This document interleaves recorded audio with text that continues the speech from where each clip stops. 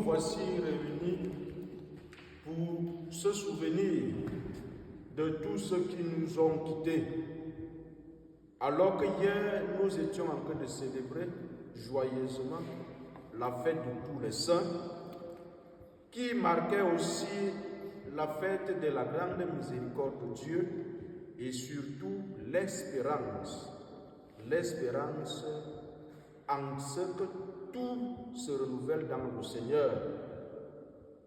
Parce que fêter la Toussaint, c'est présenter la beauté de Dieu. Parce qu'en Dieu, tout devient beau.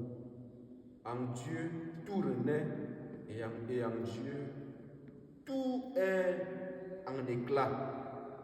Éclat pour briller parce que Dieu n'est pas la noirceur. Dieu n'est pas le mal. Dieu n'est pas l'impur. Et aujourd'hui, nous célébrons les morts. Célébrer les morts, non pas parce qu'ils sont condamnés, mais célébrer les morts parce que c'est le chemin de la vie en Jésus-Christ. Et il y a un dicton qui dit toujours, nous tous nous voulons aller au paradis, mais personne ne veut mourir. Oui, mais nous devons le savoir que la mort est le chemin par lequel nous devons passer pour aller au paradis. Et prier pour les morts, comme je l'ai dit au début de notre célébration, est un devoir pour nous chrétiens.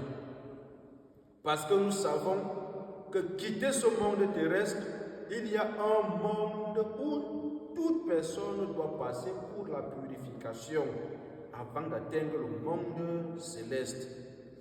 C'est comme une blessure. Lorsque nous nous blessons, la plaie est là.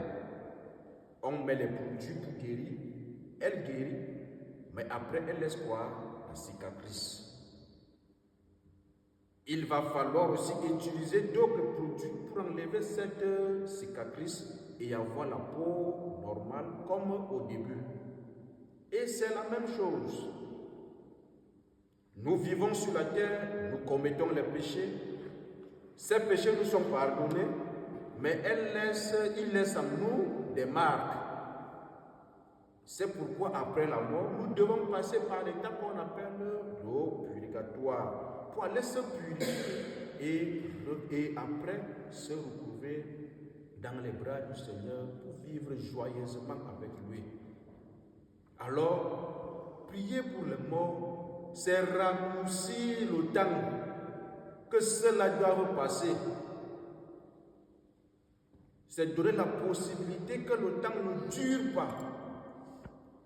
Et implorer la miséricorde pour qu'après, nous puissions recevoir des grâces. En fait, la prière pour les morts, les bénéficiaires de cette prière, c'est nous. Parce qu'une âme qui est sauvée et qui se retrouve dans le Seigneur va toujours dire à Dieu, souviens-toi de tel, parce que c'est grâce à lui que mon temps du purgatoire a été raccourci, pour que je puisse arriver. Et nous aussi, prier pour les morts, c'est nous rappeler que nous avons un début et nous avons une fin. Nous ne devons pas mener une vie de folie, une vie où nous croyons que tout se résume dans notre petit espace, qu'il n'y a plus rien après nous.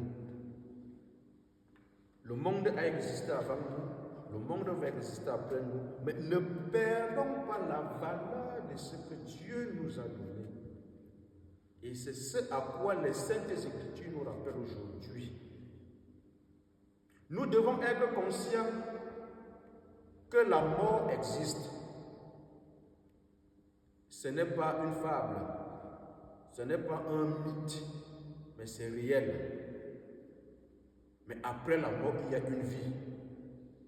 Pour ne pas être de ceux-là qui vont aller souffrir et pleurer et regretter en disant si j'avais su. Le temps qui nous est donné est un moyen de nous préparer chaque jour. Il faut jouir de la vie, mais comment? Jouir de la vie, mais pas à la folie.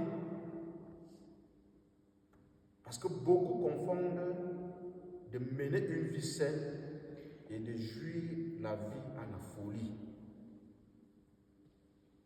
La religion ne nous interdit pas de jouir de notre vie, mais de quelle manière? Mais pas à la manière mondaine.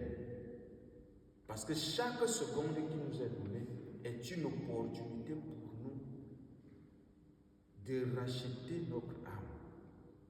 Chaque seconde qui nous est donnée, c'est une opportunité pour nous de construire notre ciel. Alors chaque jour, demandons-nous toujours, où est-ce que je suis avec ma vie? Où est-ce que je suis avec ma vie? Parce que les actions que nous posons doivent nous montrer le chemin que nous devons suivre. Et c'est ce que Jésus-Christ rappelle. Si notre Dieu est le Dieu des vivants, pourquoi est-ce que nous cherchons à cultiver en nous-mêmes la mort? Pourquoi nous poursuivons la culture de la mort? Parce que c'est là où nous partons. Nous sommes comme des aigles qui marchent avec le nez pointé au sol et qui n'ont pas le courage de s'arrêter, de se redresser et de regarder le ciel. Parce que c'est du ciel que nous vient le salut. C'est du ciel que nous vient le bonheur. C'est du ciel que nous vient la véritable joie. Alors prenons conscience de cela.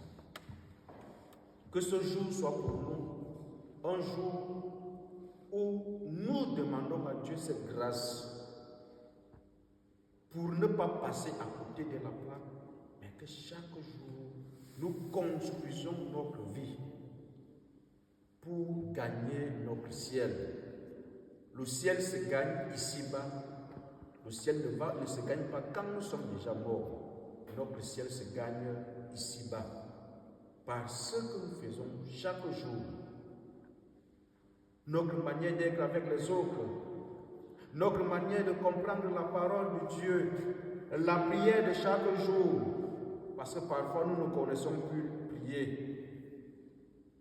Nous connaissons faire tout sauf la prière. Nous sommes capables de passer des heures à faire tout le reste, mais prendre une minute pour la prière est quelque chose de difficile pour nous. Alors, construisons notre vie spirituelle, construisons la foi dans le Seigneur, ayons toujours confiance en lui. Il est mort sur la croix, mais il reste vivant. Et c'est grâce à sa vie que nous avons vaincu la mort. C'est grâce à lui que l'espérance doit toujours vivre en nous, parce que notre Dieu nous appelle à être saints comme lui aussi il est saint. Alors, chaque jour, mettons-nous au travail. Mettons-nous au travail pour notre propre sanctification et la sanctification de ce que Dieu nous a donné.